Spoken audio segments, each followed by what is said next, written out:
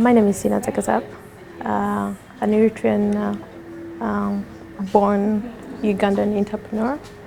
Um, I'm a mom of two. Yeah. We have a hair brand called Natna Hair. Natna Hair story. Can you tell me about how you started the brand? So our story started when I moved to Uganda and I couldn't find a hair piece, like 100% human hair.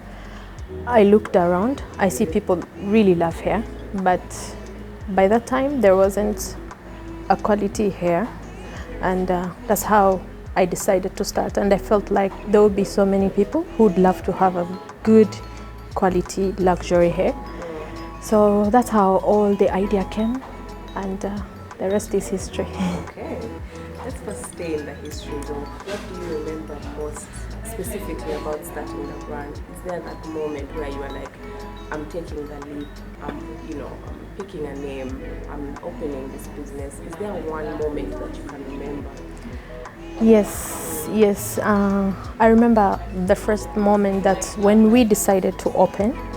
I remember like we wanted to do it as a brand. We didn't want to do it as a shop. We tried to visualize how big and luxury, beautiful, outstanding brand we wanted. And I really remember that moment till now.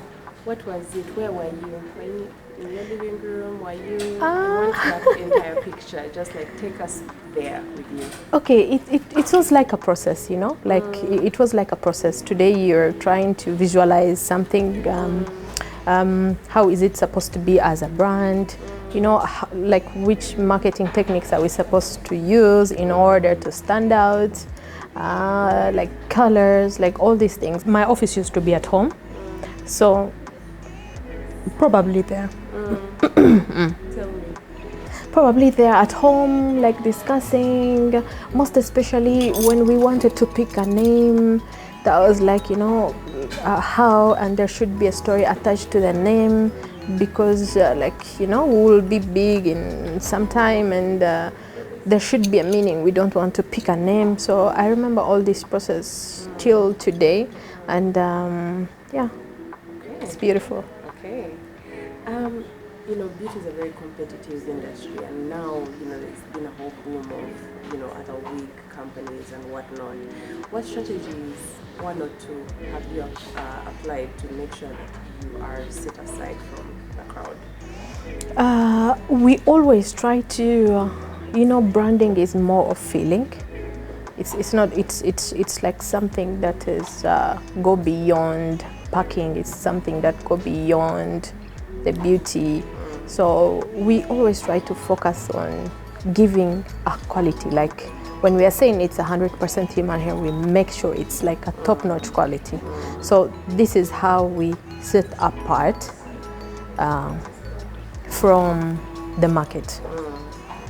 Okay. And what challenges have you faced along the way? If there's maybe one challenge that you faced that you have overcome, could you tell us about that and how you overcame it? Okay, the challenge I remember when we was beginning is people not understanding what a quality hair is, why a quality hair is expensive. So if you ask around, like, how do you know a human hair? They will tell you, like, it's written on the cover. It says 100% human hair. So how else do you want us to know, So that really made us to dig a lot and to come with techniques where people can identify what is a good hair, why is a good hair expensive, what is what's the special thing about this brand. So that was like the specific thing I remember, and that also gave us like a big mileage where people try to notice what's the difference between good hair and bad hair. Yeah. Okay. And you were selling it before they became trendy. Like, how were you sure that it would work before the boom? I mean, 2024, everyone is wearing a wig now. But like 5 years before, 8 years before, what made you so sure that it would work? Okay, what I understand is like as Africans or as a women generally, we love hair. That's one thing I was sure. Like, we love hair, and everyone wants to add something. Yeah. Whether you notice it, whether you don't notice it, but every woman in the world, whether it's white, blue, brown, any lady in the world loves an extension. So that's why we was so sure that this one would be a big thing. Okay. And can you share a sneak peek into like any upcoming projects, anything you're excited about? Yes. Oh, okay. Give us an exclusive. We are working on a collection, which we are going to introduce it this year. So, of course, it's hair care. Yeah. So around this environment, we are working on a very big project, and this time we are also going to include people from, like, influencers or celebrities from Rwanda and Kenya, South Sudan specifically. Yeah. So that's the sneak peek I can give at the moment. Okay. Don't tell me to mention Rihanna is coming. I mean. Okay, so lastly, tell me, what is your definition of